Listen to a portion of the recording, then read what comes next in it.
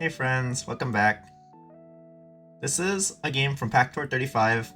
It's one of the highlight games, and as you can see, I placed 19th here. I played mostly Barbtar throughout the tournament because I thought that was the best comp, and me and Avo kind of labbed it out, so we had a lot of information on it. We thought it was pretty much the strongest thing going in. Avo played it the entire way through, and he placed 3rd overall. And this, I believe, is one of the best games I've ever had on like Barbtar, showing the power of it. So in this game, I actually do not get Larvitar in a reasonable amount of time. In fact, I get Larvitar, like, I don't even get Tyranitar, I don't even get Pupitar throughout the entire game. I rolled 80 times in total, I don't even get a single Pupitar. And I was hard contested by a different player, also doing a similar comp. And we're gonna see how I managed to play this comp despite not having the literal, Pokemon that the comp is designed for. So first, I find it to be a good Barbtar game. I'm going for the Ices, I'm going for the Sticky Barb Shell Bell combo. That's like the ideal 2-set. And usually at this point, we're just playing for Tempo. That's what we've been doing. Also, I have a funny story to explain about my tournament run. So I usually record these tournament runs on Twitch so I can have a VOD, but I don't commentate over it.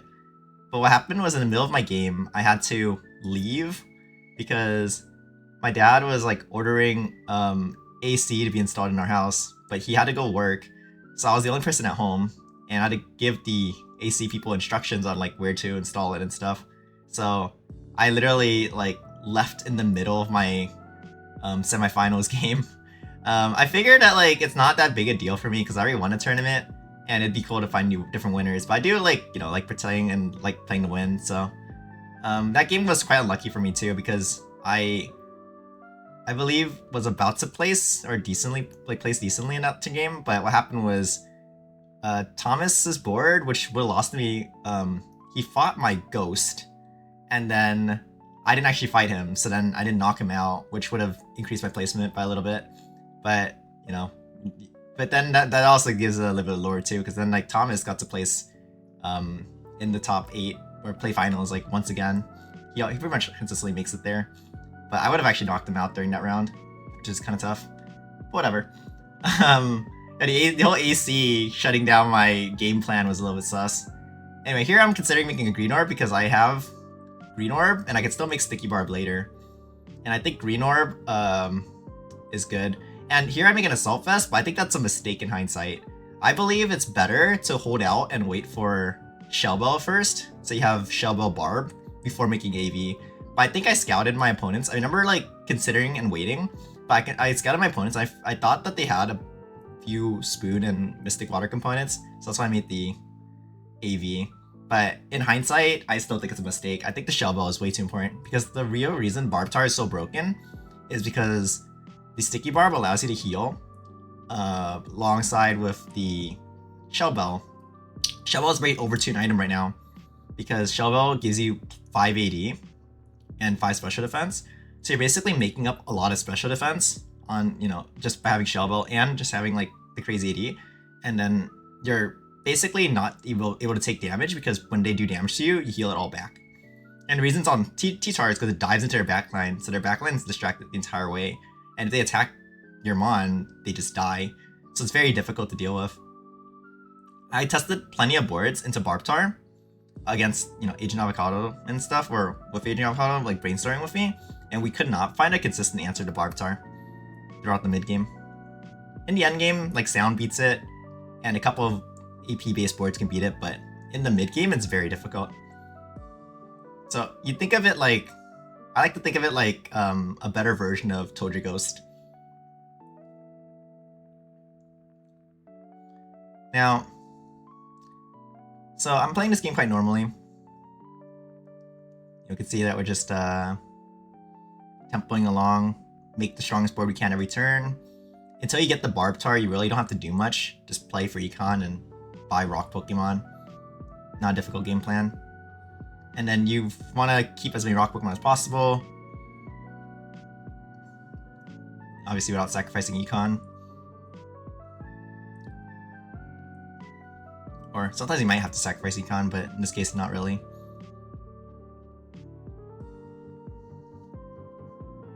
Geodude makes a fantastic barb holder, usually, because you can sell Geodude pretty easily, but in this situation, I don't have the barb yet, so I didn't just go in on Geodude. Plus, I think the Chimchar is fine.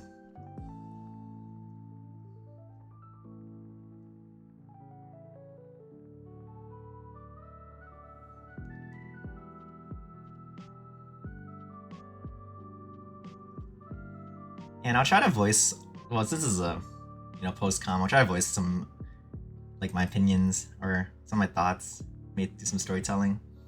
But yeah, the whole AC situation was really funny. I did think it's cool that we got a new winner, because Donk, I don't think has ever won the tourney. Obviously I was rooting for Avocado to win so that we can get Pupitar nerfed, because, Pupitar is really broken, but I think what happened was Avocado was in a really good position and he couldn't find the closeout because he couldn't roll. Well, he kept rolling and rolling and he had like 80 rolls or something and he couldn't hit Tyranitar still, even though it was not contested. So very unlucky. I know typically Pupitar is just good for placing top 4. It's probably like the best like ladder placing comp. And I think the only time I played like not Pupitar in the tournament was when I had this one gourmet game when I was feeling frisky and I played gourmet stuff still involving Tyranitar, but it was like curry dish big eater belt Tyranitar with Farfetch'd. If you guys want to see that game, I can include it, but I don't think like that's as interesting as this one. I also had one more Pupitar game where I had Halucha and I missed my portal and I played like, well, I missed my portal like every time I played Pupitar in the tournament. It was really unlucky. I didn't get a single portal. I had Seviper, Halucha, and I think this portal was the only, or this game was the only one game I got a portal, and I got, you're gonna see my T10 later, but I got Minior.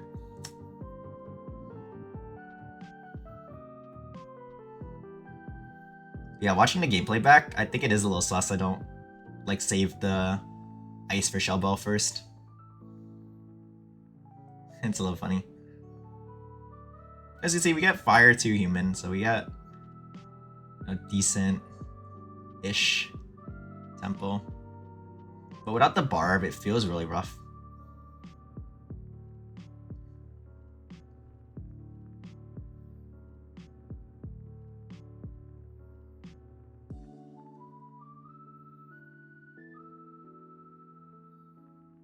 Now we're just gonna try to make a rock portal here. And I do believe I was scouting a little bit at some point, and I noticed that Monty was playing into the same comp as I was. Now, I have since played a little more aggressive, or since this tournament played a little more aggressive for the Pupitar reroll, because you just can reroll for it on like stage 10 just to get one tiny tar, but if you don't roll for it on like stage 11, or not 10, sorry, 11, if you don't roll for it at stage 11, you're probably gonna be behind in the Pupitar race because it's pretty popular nowadays.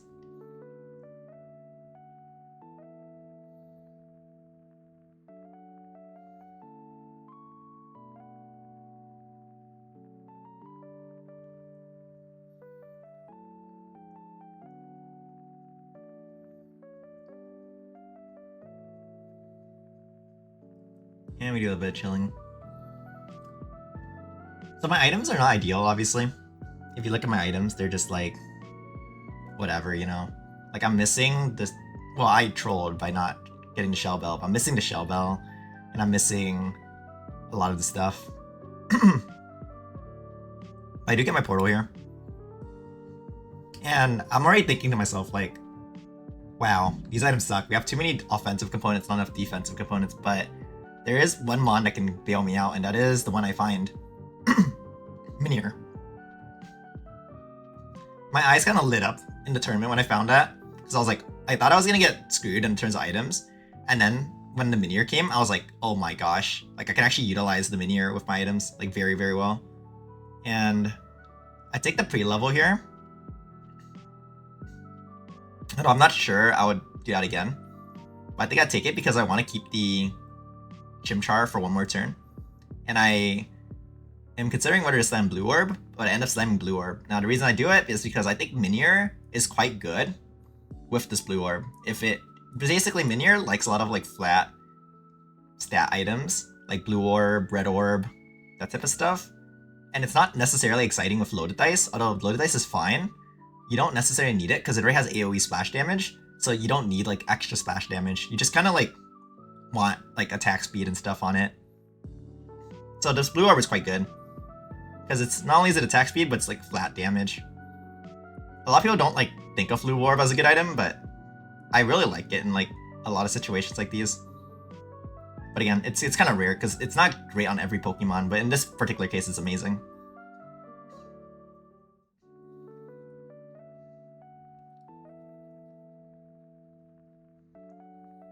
Now, with the power of the Blue Orb Minior, I see like we're actually able to do really good work into this comp, and the Mana Sap actually allows me to clear him before he kills my board, which is quite nice. We actually upgrade the Garg, which is good. I really like Garg actually now. I've played with it more. It has a really strong ability. And then I see Crustle and it's coming with a spoon. I'm like, wow, this is amazing. Because I get my upgrade, which is like a bit copium, but I think it's really good in this spot. And I get Blue Orb upgrade Minior. And I'm still like trying to get my whatever. Now here's a mistake. If you notice the mistake here, you can call it out before I say it. Okay, but the mistake here is I didn't roll down for Larvitar. And now Monty's already rolled down for Larvitar. You see that he has it?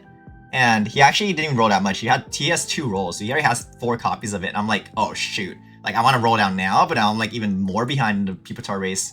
So it's like really bad. So what I decided to do is wait because I'm playing to baby. Or I know I'm playing to a weak board. So I don't have to roll down until, you know, like basically later. But the problem now is like I can't play off Larvitar anymore. So now my like, you know, beautiful Confi items are stranded.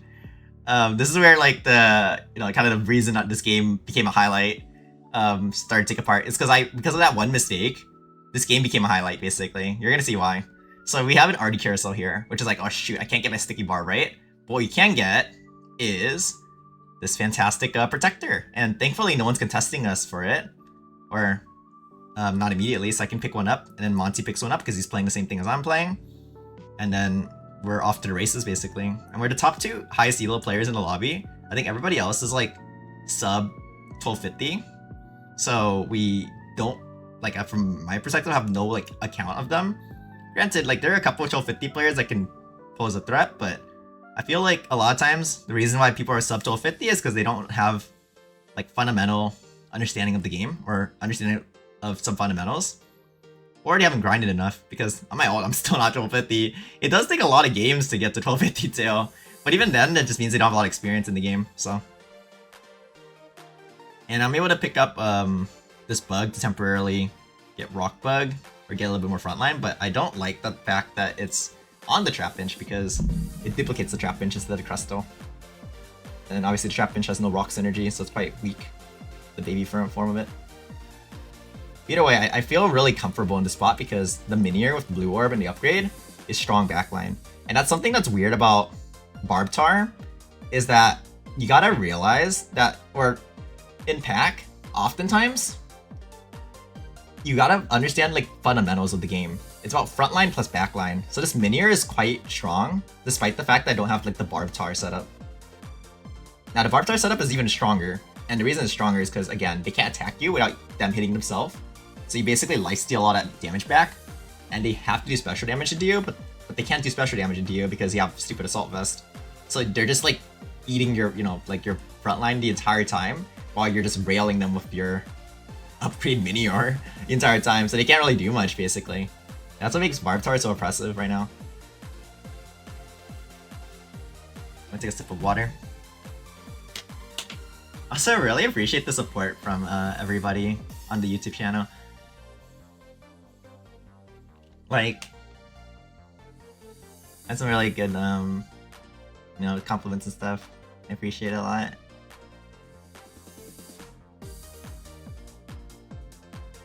sometimes it's hard to like, it's hard to actually just like record a YouTube video a lot of times because you're basically just talking to yourself, and a lot of times like it's like I'm repeating the same thing, right? I kind of know all this stuff, so I'm voicing like the ideas out, but I do think it's nicer sometimes. Just like it's kind of like more personal because I get to like talk and I don't have to, I guess, like, because on stream I'm just playing the game, right? I'm just recording myself playing the game, so like the post-com or like the stuff, like I feel like I can go a lot more in depth, so that's cool. So here I get a Cherubi, right? And the reason I get Cherubi here is because I'm not even considering it like too seriously. I do think it's a strong mon. I think the healing could be nice in rock. I had actually a game where I played Cresselia, and Cresselia went like so hard in this comp. I like topped with it, but in my eyes here, because again, I'm understanding fundamentals of the game, I think of Cherubi as a very powerful frontliner, or sorry, not frontliner, backliner, who could support my mons. It's a very powerful support, so if it heals my Pokemon, it's quite good. So I'm trying to basically transition to this Cherubi, and I'm already envisioning like from this point that if I ever get like Light 2 in for the big flower, or even Light 3, I can get like a very powerful Cherubi. I was thinking about that during the game. I'm like, what if I get like Light 3 and I can get like so much healing from this Cherubi? And it plays out really nicely. Now we're still looking for the Larvitar, and again, I scout Monty's board, see that he's top streaking with like the mon I want basically, and I'm like, no, how am I supposed to get there? I'm gonna freaking like not get Pupitar ever because this person's like playing for it so hard, right? So I'm looking at Monty's where I'm like, bruh, this sucks. My Minior is still going crazy, and so we're still in a great position to top the lobby. Now the Minior was a huge bailout. I was actually terrified when I didn't get like, well, this is the first time I got a rock portal, but I was really terrified when I realized I can't find Larvitar in a reasonable amount of time. And then I like just kept calm and collected and just played the game out for a different win con. So here I'm playing for the flower win con with the Minior backline. You're gonna see this game goes really cool.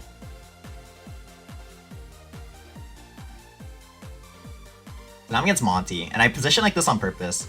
The reason I position like this is because I don't want the Larvitar diving my Minior, and it's okay if it dies my Sunflower, because who cares? So I position in a manner where like it dies. The dark Pokemon always dive to the opposite corner. So like, when I scouted him, I saw he was on the left side, so I wanted to position right side, and then left side on my my guy. So that's why I positioned exactly like this.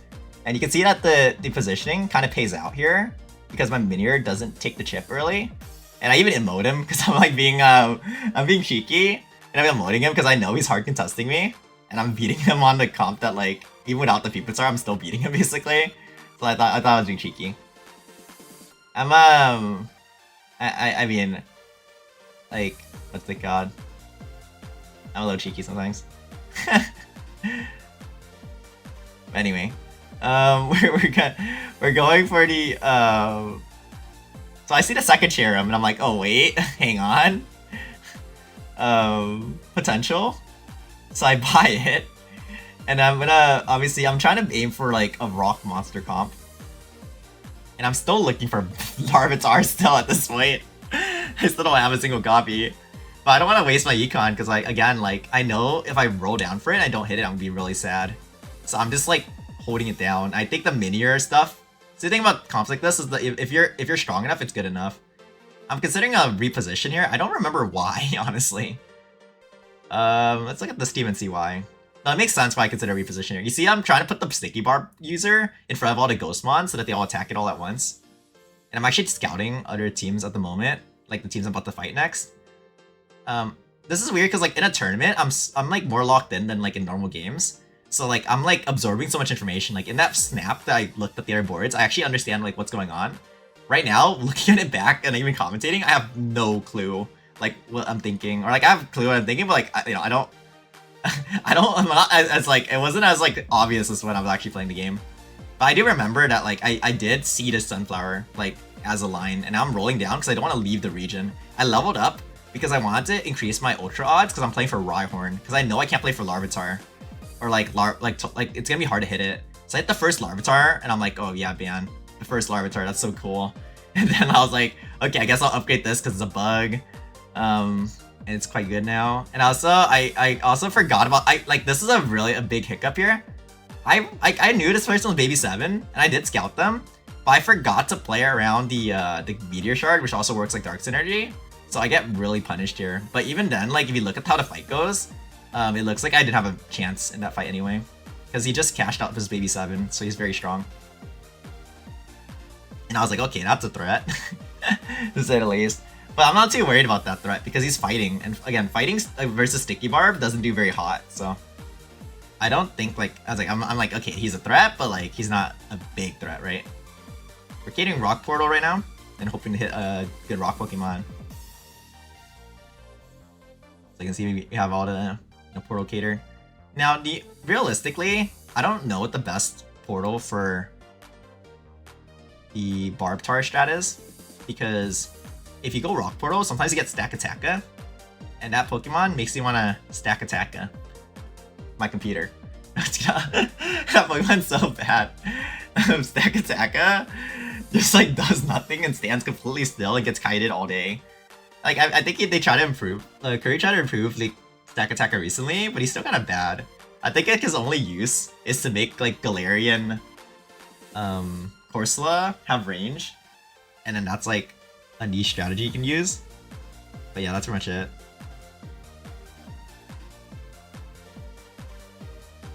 Alright, so here we are in the portal section.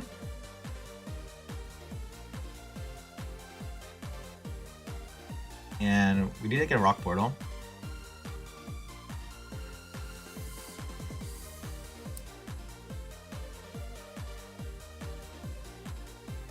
Okay, and I get my Cherim, which is good.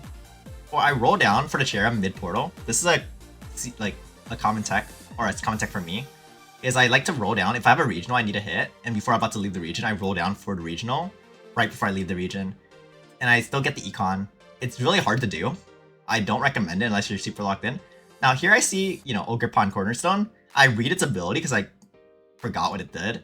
And I was like, oh man, that's awful. And I look and I see this Genesect, and I'm like, this Genesect is like super good here. So I picked the Genesect instead. Oh, I rode past the Tar here too, which is really troll. But yeah, honestly, again, it makes for a funnier game because I end up not needing the Tar. That's what the third Tar I rolled into. That entire game was that the Tar just rolled over there. I think right now I'm like a little bit panicked because like we're about to take a fight and I'm still considering my like item and stuff, like what to do with my items.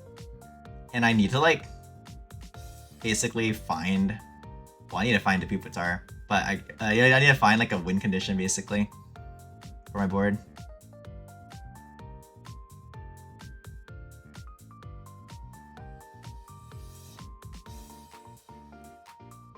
I find a Gastrodon, which is quite good. The stats on it is really good. And what's funny is that like, okay, like we get that, we get the Mr. Krusty, and then I'm considering what to do from this point because, again, like this, I like my, my experience with Light Cherim Barbtar is not very high. I don't have a lot of experience in this. But I'm fighting against Monty's board, which is basically, my board. I give him a little emote while I'm crushing him with the Genesect. And I find a Shinx.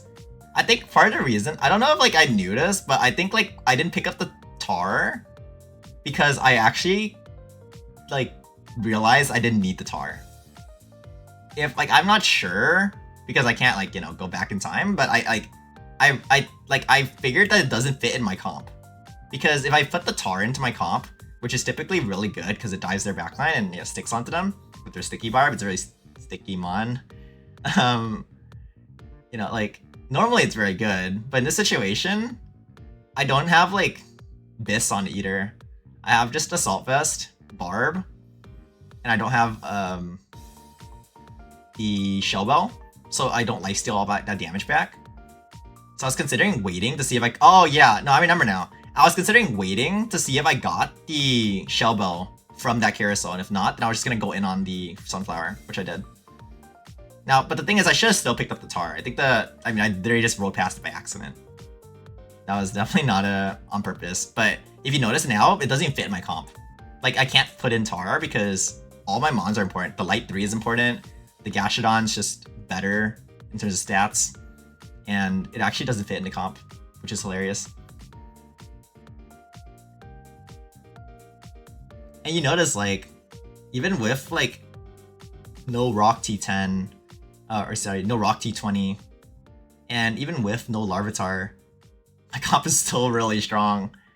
At this point, I was starting like hyping up because I knew I was gonna top 4, and I think I sent a screenshot to Avocado, or like he was in my stream, and he was like, "What are you doing?" It's so funny, and I was like so hyped up because like Cherim, freaking. I was like I lobotomized Barbtar into Barb Cherim, and it's working. It's like so funny.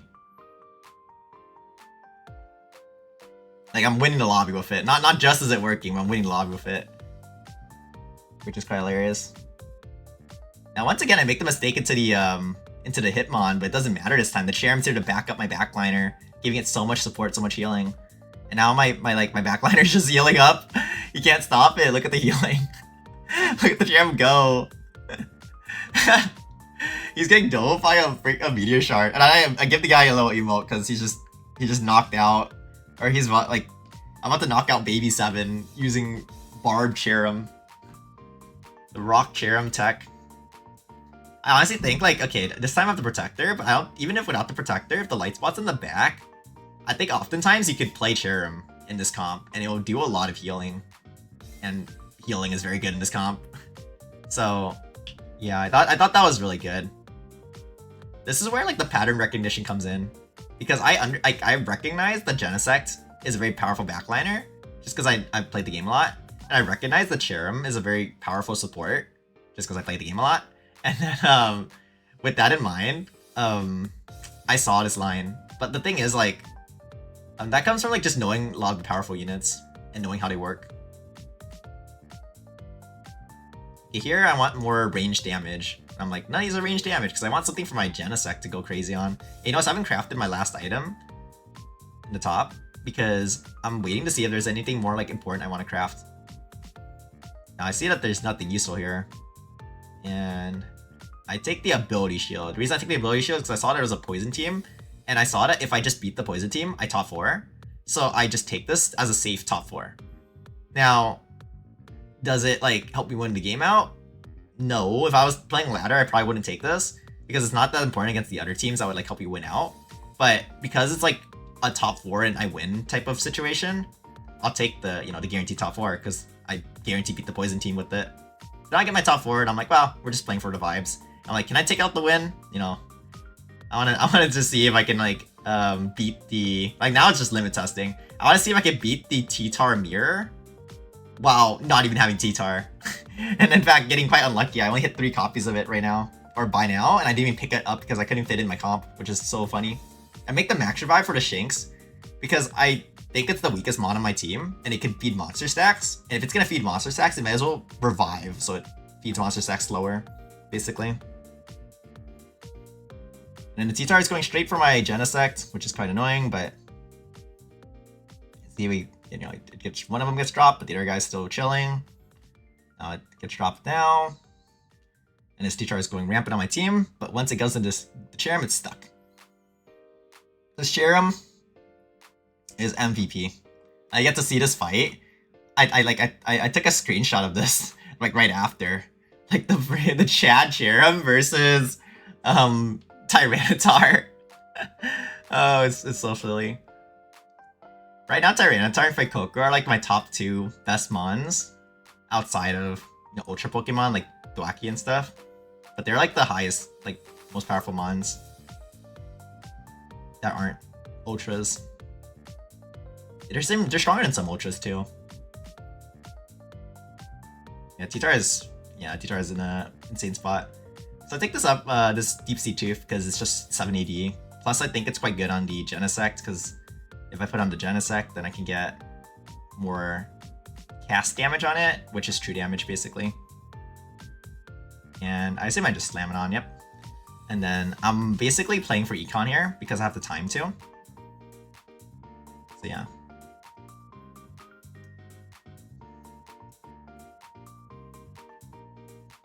Now I'm really in a really comfortable position in this lobby.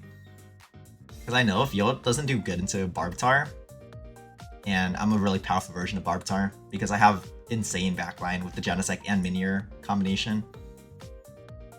Yeah, like this team has no chance to even touch me. And so the only team I have, you know, to beat, or I want to beat, is this Monty team.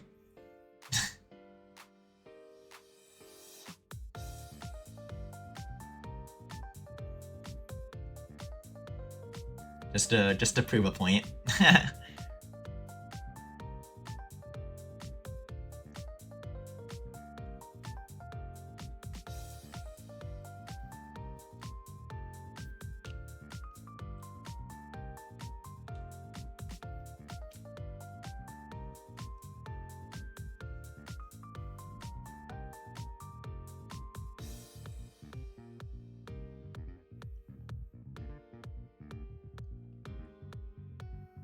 I get the last item pick, and I pick up the Soldu here, because I figure out the true damage from the Genesect cast is the most important thing going into the final matchup, because I see that he's also Rock Monster, and I'm not gonna be doing any real damage.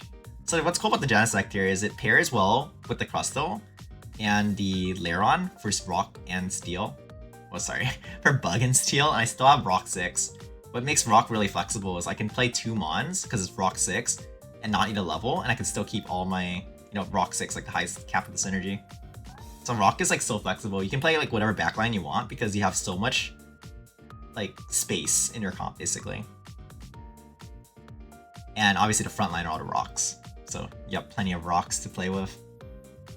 As you can see, I position kind of garbage here.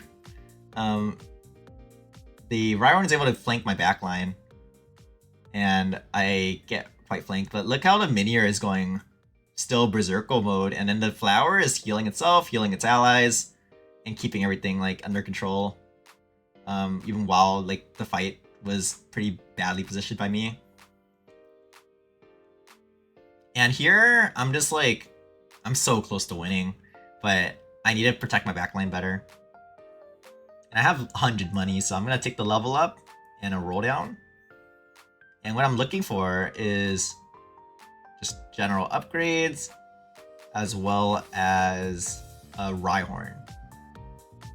So I can upgrade my comp. I hit one. Put him in. I think the Rhyhorn's quite good because the Rhyhorn will allow me to execute his Rhyhorn potentially. So rolling like crazy. And you notice I didn't hit a single other Pupitar while I was in the roll down.